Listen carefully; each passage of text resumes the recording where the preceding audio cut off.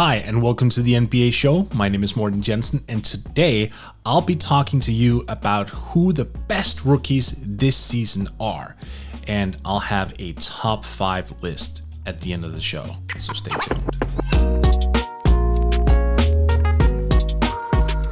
So who are my top 5 rookies? I'm gonna be starting off by cheating. Yeah, I'm sorry. My 5th best rookie is actually 2 guys. It's Desmond Bane and Xavier Tillman from the Memphis Grizzlies, both of whom have just had such a positive effect for the Grizzlies. They've come in very experienced off the collegiate level. They've been productive. They're very team-oriented players. They play defense. They are opportunistic scorers. They are moving the ball really, really well. There's just a lot to like from that duo. So yes, I'm cheating, but I think it's worth putting those two in to that same conversation, right? They've just been fantastic for their draft stock, where they were, where they got picked, what the expectation were for them coming in. So Desmond Bane and Xavier Tillman are going number 5. My number 4 guy is actually the guy that was picked first overall in last year's NBA draft, Anthony Edwards of the Minnesota Timberwolves. Look, here's the thing. He should have rated higher, but he's young. He's super young. He's on a horrible Minnesota Timberwolves team. It's no wonder that he hasn't gotten off to the best start in terms of efficiency. That said, he's picked it up recently. And one of the big things that I'm noting with Edwards is the fact that he is just dying to prove himself. There were a lot of rumors and rumbling busting about before he got drafted about his love for the game, or the rumor was his lack of love for the game, or his lack of devotion to the game. And that has just proven to be a load of crock. This guy wants it. He is chasing it. He's aggressive on the court. He is flying down every transition opportunity he gets. In the half court, he's actually getting better on a game-by-game basis. He's doing a lot. We're looking at a little over 14 points, almost 4 rebounds, and a couple assists. So the raw stat line isn't that impressive, but it needn't be. His physicality is there. He is superbly athletic. There is a very bright future ahead for Anthony Edwards. It's just a question of him really continuing to want it, him continuing to fight for it, him really breaking free of that very weird rotation that they have in Minnesota, where Josh Okogie and Jarrett Culver, Malik Beasley, and D'Angelo Russell all occupy minutes. Edwards has to find himself as the top dog of that bunch, and that's not going to happen overnight. And for now, he's had a good start. Yes, he's number 4 on my list, but that doesn't matter. This is a list for now. It's not a list for tomorrow or a month from now or a couple years from now. No, this is a list for right now. He'll get better, and I would almost be shocked if he didn't take a leap up in the coming years. My number 3 guy, and this might surprise people, but that's Patrick Williams of the Chicago Bulls. And I know, the stat line isn't all that impressive. We're talking about 10 points, a little under 5 rebounds. That's not really all that impressive, right? Well, here's the thing. Remember what I said earlier about defense and rookies usually being bad on that end of the floor? That does not apply to Patrick Williams. He is one of the best two-way players in this draft. His offense have come along nicely, even though he's scaled it back a little bit compared to other guys. He is more of an opportunistic scorer who takes like one dribble pull-offs or open threes, that sort of thing. But defensively, he's just been a monster. He's 6'8", 230, and he covers so much ground.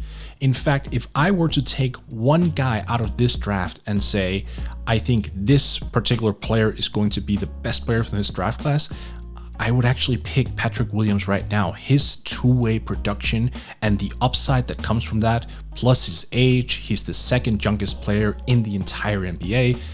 That just bodes well for him.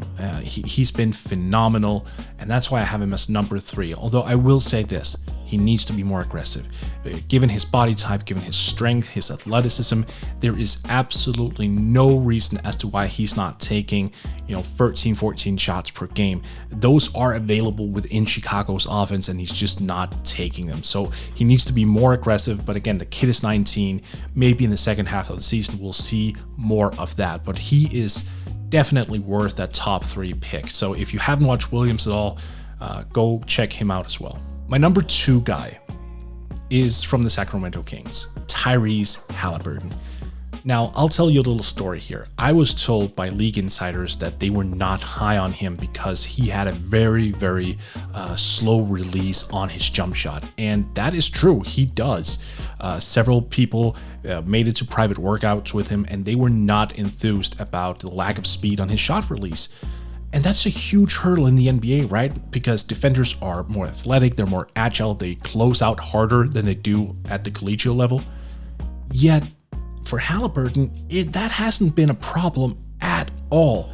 This guy's intelligence level is off the charts. He understands what he has to work with. He understands his own limitations. This is a guy who came into the NBA with the understanding that defenders are going to be more agile, more athletic, a lot stronger. And you know what?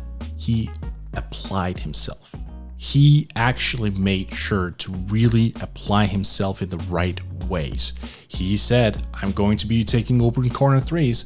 I'm not going to be shooting over a double team. I'm not going to be shooting against defenders who are 2 inches and way more athletic than I am.